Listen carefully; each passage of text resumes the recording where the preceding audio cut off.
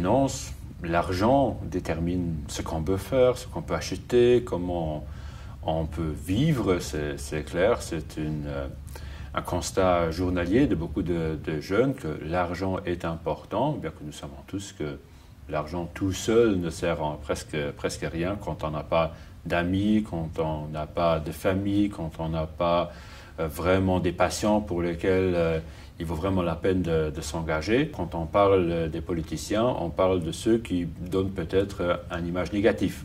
Mais je crois, et ça c'est mon expérience, j'ai fait de la politique maintenant depuis quand même déjà beaucoup d'années, qu'il y a beaucoup de gens qui s'engagent vraiment pour la cause, pour la bonne cause, pour le bien-être de toute la population et qui sont vraiment motivés par leurs idées et leur ambition de faire quelque chose de bien à leurs concitoyens. Nous avons toujours essayé, les dernières décennies, d'avoir un seul système scolaire pour quand même une diversité énorme d'élèves, avec une diversité de langues familiales qui sont parlées à la maison, par exemple, avec une diversité d'arrière-fonds culturels. Et là, aujourd'hui, nous sommes vraiment dans une situation où nous devons proposer plusieurs offres scolaires variées en fonction des talents, mais également des ambitions, mais surtout des compétences linguistiques des jeunes du pays pour garantir une bonne scolarité à tous les enfants.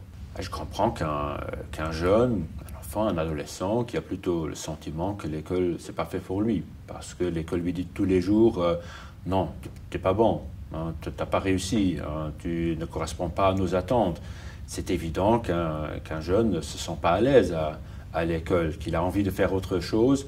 Et là, l'école doit plutôt prendre en considération les attentes et les besoins de ces jeunes, les motiver aussi, et parfois leur proposer d'autres activités pour, au début d'un processus éducatif, renforcer leur confiance en eux-mêmes, pour leur montrer qu'ils sont vraiment capables de faire quelque chose, de réaliser des projets et qu'ils sont également capables à apprendre et à reproduire ce qu'ils ont appris. Aujourd'hui, on doit préparer des jeunes à des métiers qui peut-être n'existent pas encore. Donc c'est également un grand défi parce qu'aujourd'hui, il y a des métiers qui n'existaient pas il y a 10 ans, il y a 20 ans, dans 10 ans, dans 20 ans, il y aura des nouveaux métiers où on ne sait pas encore vraiment exactement à quel métier il faut préparer aujourd'hui les jeunes. Donc il faut leur donner la compétence et transmettre la compétence de toujours se réinventer, se réadapter en fonction des besoins de leur entreprise ou des différents secteurs économiques. Je crois que les jeunes, à un certain âge, cherchent encore leur modèle de vie, qui sont à la recherche d'un partenaire et la manière comme ils veulent construire leur vie et se développer comme jeune adulte et par après. Et quelqu'un qui n'a pas encore d'idée précise, il est plutôt neutre à la question s'il veut fonder une famille ou pas. Je crois que c'est un résultat d'un sondage assez normal. Il faut savoir aussi qu'aujourd'hui, il n'y a plus un seul modèle familial qui domine, qu'il y en a plusieurs.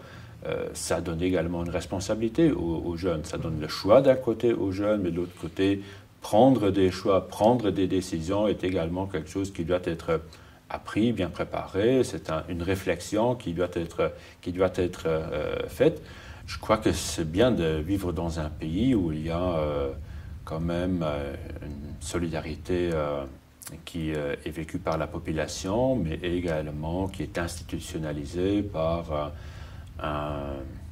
des services sociaux, par une politique sociale qui, d'un côté, aide toute la population qui est en difficulté dans les différentes situations de vie, de l'autre côté, soutient la population au niveau de l'éducation, au niveau de la création d'une existence.